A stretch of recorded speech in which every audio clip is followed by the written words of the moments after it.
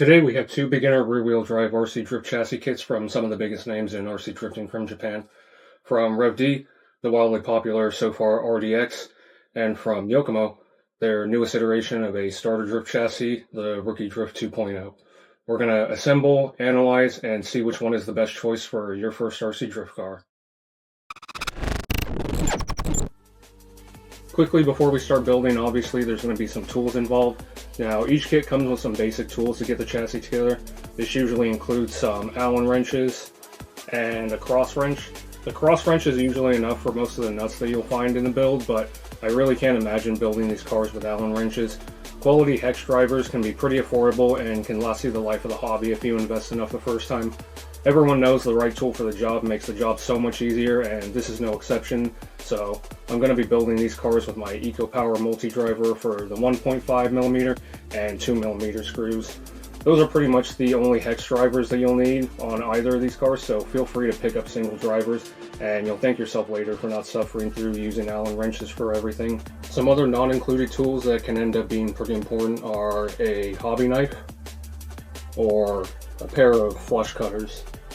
There's a lot of plastic parts in these kits that come molded together and need to be cut apart, and if burrs are left on some parts, it can really affect the performance of the car. So being able to clean those burrs up with a hobby knife or razor blade can be crucial to making sure your car performs the best that it can. You may also make use of a pair of pliers. These can vary in use from snapping on those tough ball cups to even holding shock shafts, but when it comes to shock shafts, I like to use a dedicated set of shock shaft pliers. It's a tool mainly only used for one job, and that's holding shock shafts safely, but shocks tend to be the most frequently maintained part on these cars, so you may end up using them more than you think. A great tool to have in your arsenal before you start a build. I'll put some links to these tools in the description below. Lastly is a pair of calipers. I prefer the digital readout ones as long as they're calibrated correctly so I can quickly find the length of something. Most of these cars with adjustable links show you the length of the link in the manual, and it can be pretty hard to match that length exactly without a good way to measure the link, and a pair of digital calipers is perfect for getting a precise measurement so you can match the manual spec. I actually decided not to use these on the links for the RD 2.0, assuming a beginner will probably not have a set of these, but we'll use them to measure out shock length so the car stays relatively even height according to the manual. Luckily, the RDX has preset lengths, and we'll get to those later. We're starting with the RD 2.0. As I said, there's a lot of stuff to break off the plastic trees like these suspension mounts, so I'm cleaning these up a bit with the hobby knife. Now we have some linkages to build, and like I said, I opted not to use a caliper for these to give myself the beginner experience. I did hold them up to the manual, which is usually to real scale, and then match the linkage up to the picture in the manual as best I could. Can you see this line on the turnbuckle? This line determines which way the threads are, so I try to keep this line towards one side of the car if I have to build links so that I can adjust each link by turning the turnbuckle the same way. Like I said, I chose not to use calipers to measure the links. I decided to try to match the links up to the manual as a beginner might and see how the car performed that way. Now I'm assembling the bell crank wipers. This is actually a new design wiper from Yokomo, and this was one of the parts that interests me the most. It's designed much like the Yokomo slide rack as far as steering adjustments, so I already know how to tune this easily. If you own an older Yokomo with a bell crank or an RTR and the bottom screws keep coming loose, because I know this is common with them, try assembling the bell crank like this. I learned this from GGT Keith, and it seems like they updated the build process to this way as of the YD2Z. I'm going to pause here and note that when building moving parts such as this bell crank, it's important to make sure everything moves freely with no binding, including the ball cups like this one here. Binding in parts like this can alter and hinder performance a lot. If the ball cups are a little tight, you can squeeze them gently with a pair of pliers until they loosen up. Just be careful not to go too hard or your ball cups will get too loose.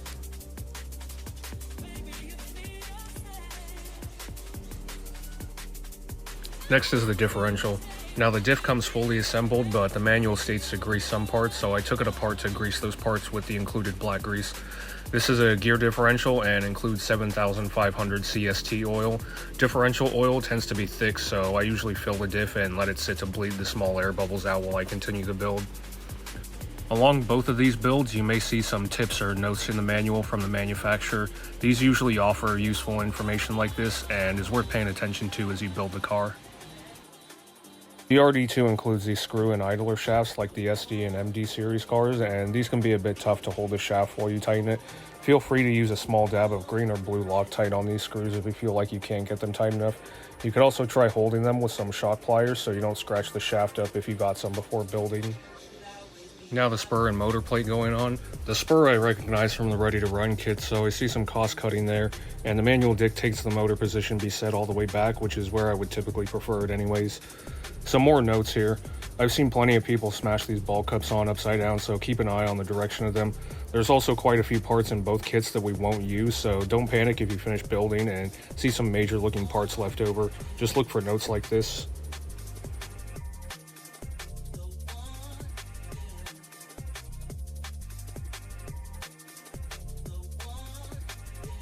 Another note, make sure the flat part on the rod faces down to the set screw in the arm so the screw clamps onto the flat part.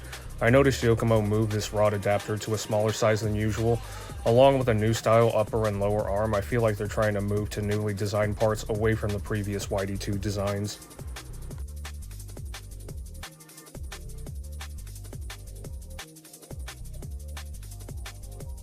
Here's a newish part. These 0 KPI knuckles were actually introduced in a revised MD 1.0 version, but this is the first plastic chassis they're coming with.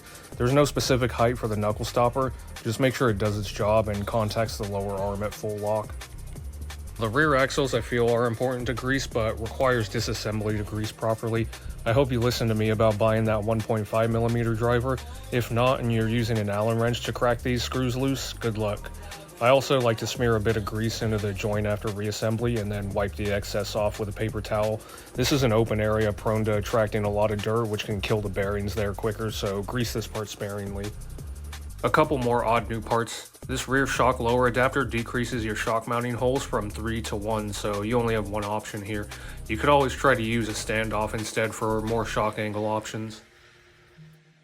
This rear suspension mount didn't get crossed over from the YD2 series. Seriously an odd shape, and this prevents you from using any other YD2 or Rev D suspension mounts on the back. So if you want to change the length of the rear suspension mount for tow, you're going to have to get the RD 2.0 specific aluminum E suspension mount that uses the same plastic bushings as the YD2 mounts to adjust rear tow. I usually save shocks for last because they take the longest to build, so now just the front bumper, battery holder, and upper deck. This is the same style front bumper from previous Yokomo kits, so I can pretty much put it together with my eyes closed. This is a new style battery holder though, and a fresh change from the slip-on battery holder from Yokomo that's now almost a decade-old design. I used the 1S position for my short-sized Genzace 4000 battery, and although it is a 2S, this must be based off a slightly thicker Yokomo 2S battery, so my Genzace actually fit better with the arms in the 1S position. Don't forget to keep these screws slightly looser or you won't be able to turn the holders. I noticed a lack of an included rear diffuser. Usually a small and large size diffuser was included with all the chassis kits, so another cost-cutting area that Yokomo decided was necessary, and the cost of this kit reflects that at $218 compared to $283 for the RDX. Last is the shocks. There's a lot of plastic stuff to cut off, and especially the pistons are really important to trim the burrs off. Otherwise you can get some bad binding in the shock, so that's what I just finished doing. To put the E-clips on, I pressed the first one on using the table and then used pliers to snap the second one on. You can also watch my shock building video. It was actually the very first video I did for our YouTube channel. I did use a pair of calipers to measure the shock length, however, I wasn't able to get the ball cup screwed on this far, so maybe they used a different shock shaft for the RD2 kit. I did also recognize one more RTR part, the springs. It seems like Yokomo tried to slim costs down anywhere they could so they could pass the savings on to us, as this kit is very competitively priced for what you get. With the shocks just about done, we finish up with the RD2 build. Total build time was 3.5 hours. Now I'm moving on to the RDX. This is actually the first time I've had experience with building an RDX, so I'm going to see how the build time is compared to the RD2 that felt familiar to me after I've built so many YD2s before. We start with the bell crank. Take note of this Rev D tip, as you'll need to shim the upper bell crank mount according to your car. I ended up using several of the 0.1mm shims to get mine tight, but still able to move freely. After that's done, I snap the steering links on. Again, make sure everything is moving freely. One of mine was tight, so I had to loosen that side up a bit with the pliers. I decided to use the positive side of the front suspension mount. This rear suspension mount design is very similar to the Yokomo, except for these two braces in the middle. I'm not sure why RevD opted for these extra pieces. Maybe so you can take the whole suspension off without this falling apart, but it adds 6 more screws to deal with on top of the 4 for the suspension mount. The differential build is very fast since there's no oil involved, just a solid spool. I opted for the high motor position out of the box to more match the RD 2.0 layout.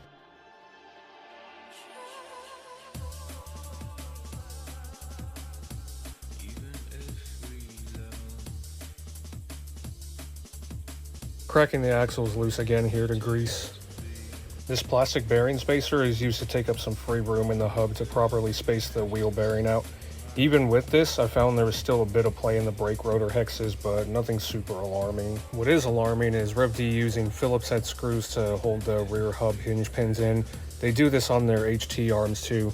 I don't know why they can't just do a 1.5mm hex head screw, so I hope you have a small Phillips head screwdriver around for this. Here's RevD's proprietary RDX front knuckle design. Be sure not to install these wrong, I have seen that a couple of times. Another personal note from seeing other RDXs, be sure to use the correct length ball studs for the upper and lower arm mount here. If the threads are too long, they can bind the bearing and then your wheels won't spin freely. If you use the correct ball studs and they still don't spin freely, check to see if your wheel nuts are over-tightened. It seems the plastic brake rotor hexes are sensitive to over-tightening and can also crack from this. And here's their proprietary front bumper. I found out the hard way that RevD's body posts are thicker than standard, and since I was trying to use a body with post holes between both cars, I had to use the RD2 body posts and front bumper so I could mount the body without modifying anything. Again, doing the shocks last, again with lots of trimming, again with those tiny E-clips and using a caliper to match the manual length.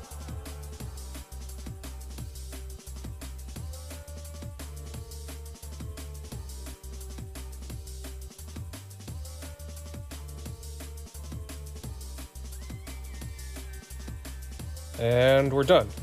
At about 3.5 hours, both kits took about the same time to build, and keep in mind that I had to build adjustable links and an oil-filled differential for the Yokomo.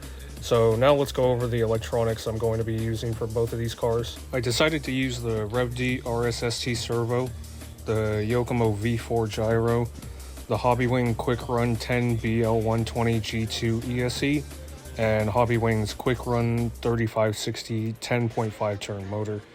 Mainly I chose this set because I already had the servo and gyro sitting around, but this would also be a pretty commonly recommended setup for someone looking to get into the hobby with quality starter electronics at a decent price. After I heard about the new G2 Quick Run ESC that featured boost and turbo for only $50, I knew I wanted to get one to see what it was all about. This setup was basic enough for me to throw an easy setup on to get things going, and then I could transfer it between each chassis without needing to change any real settings on the servo or ESC. For wheels and tires, I'll be running Overdose Works CR Kiwamis paired with the new set of Yokomo DRCs. Now that we have electronics, before we start driving, I want to go over the out-of-the-box specs of each car really quickly to compare. These specs are what I could measure with camber gauges and a setup station, so they may not be completely accurate to what the manufacturer sets the chassis to be.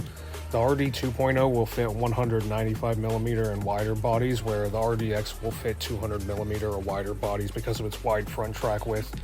Both chassis feature about 9 degrees of negative camber in the front, the RD2 with slightly less caster and toe out in the front than the RDX. Moving to the rear, we have the RDX with a bit more negative camber than the Yokomo. I know lots of people want to change this after getting theirs, but for some others it works well enough. The RD2 with a bit more toe in the rear.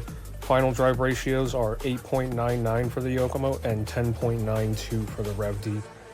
We'll do some stuff with the rear toe, camber, and FDR later. In case you're more of a visual person, here's some side-by-side comparison for your viewing pleasure.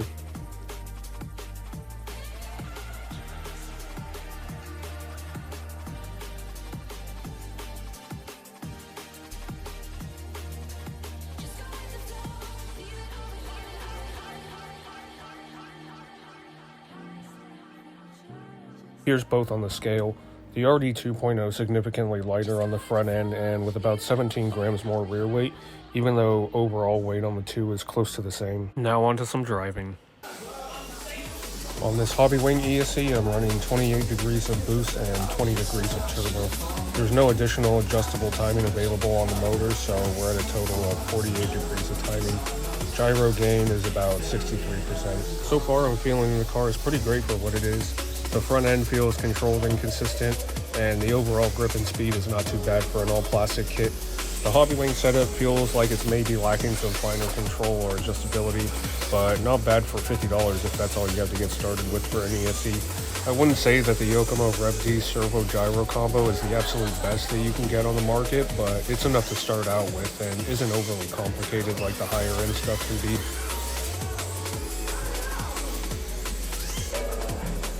I'll have to follow some people now to really benchmark the car.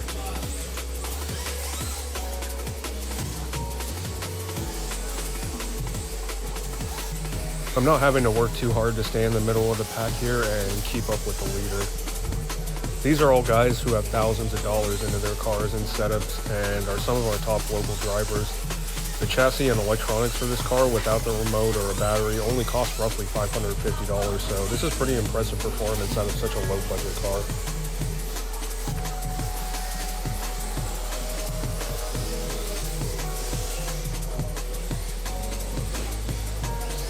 The RD 2.0 felt pretty good. Now on to the RDX.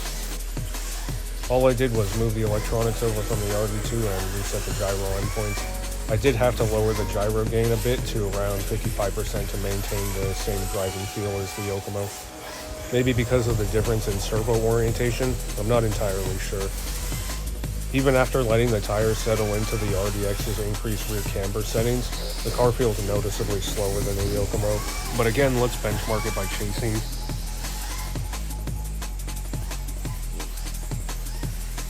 As I'm chasing Jordan here, I'm having to work really hard to even keep this proximity, and obviously this isn't the best proximity we've ever seen in drifting. I can really only get close to him in the tighter decel zones of the track.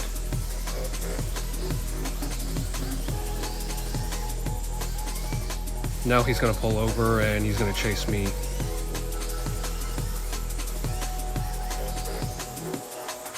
And immediately he's right on me.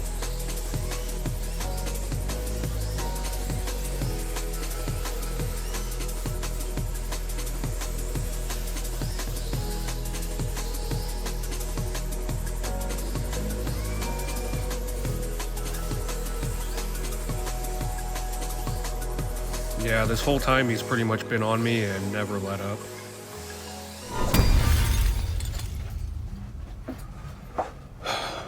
So at this point, I was trying to figure out why this RDX was so slow compared to the RD 2.0 when I knew so many people had success with them before. So I began looking at the parts of the RDX's setup that were unconventional from a normal setup that I do on one of my cars. The front end geometry looked good to me, so I narrowed it down to the spool diff, the rear camber, and the rear toe. I decided to change those to closer match the RD2 specs to see what happened after doing that. I straight up pulled the diff from the RD2 and put it in the RDX. Thank God for those quick change gearboxes on both cars. There were some leftover ball cups with the RDX build, and I had some spare turnbuckles, so I made some quick adjustable links to set the rear at 2 degrees negative camber, about the same as the RD2. I couldn't change the spur on the RDX, so I changed the pinion instead from 22 to 25 tooth to give an FDR of 8.73 compared to the RD2's 8.99. I left the rear toe in stock. In hindsight, I could have changed this easier than I thought too, but this should still give us a good benchmark to see if we made any improvements to the stock settings.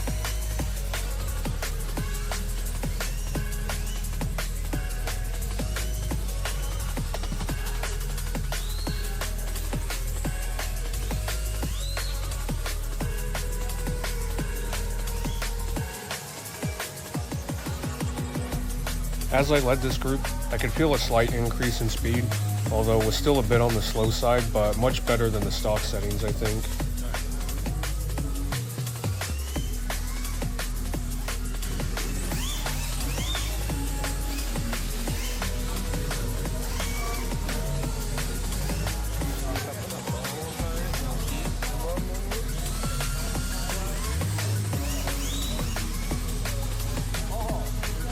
Now I'm basically going to do the complete opposite to the RD2. I took the spool from the RDX and dropped it in the RD2. I set the rear camber to -4 degrees, changed to an 84 tooth spur and 20 tooth pinion, and I added an adjustable suspension mount to decrease the toe in to about half a degree in the rear.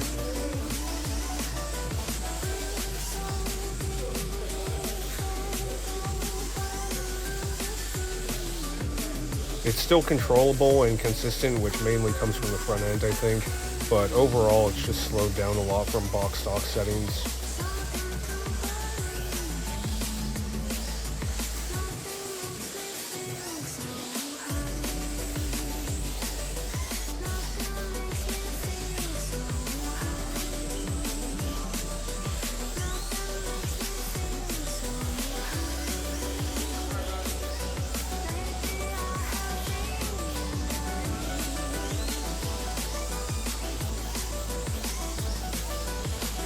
It seems like all these guys behind me are just getting bunched up because I'm so slow at the front.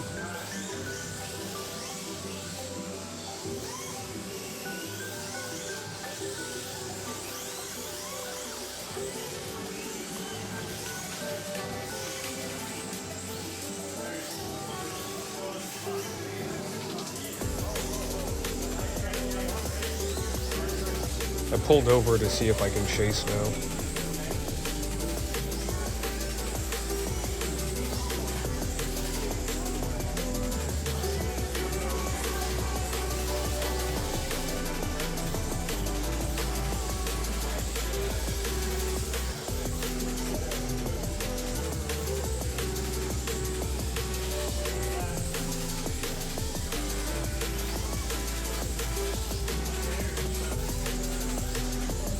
Even though I'm mainly focusing on taking a lead line, I just never really gain any ground on the person in front of me.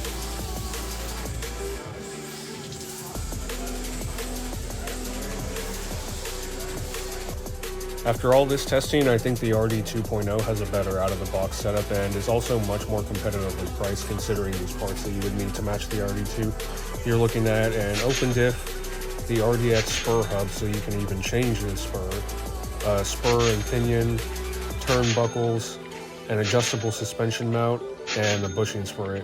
In total, you're looking at about another $126 in parts. Overall, I think both of these cars are great. Obviously, there's a lot of people on the RDX now, but at this point, I feel like a lot of people are at the highly modified route for theirs. Let's remember that these are entry-level chassis kits targeted at the beginner drifter. For an out-of-the-box built-to-manual spec car, I'd say the RD 2.0 will dominate and is a great platform for a beginner to throw some decent starter electronics in and just get out there and start learning to drive next to the pros. As always, I hope this video helped you and you can make an informed decision on your first RC drift car. Take my opinions with a grain of salt, and I'll see you on the next one.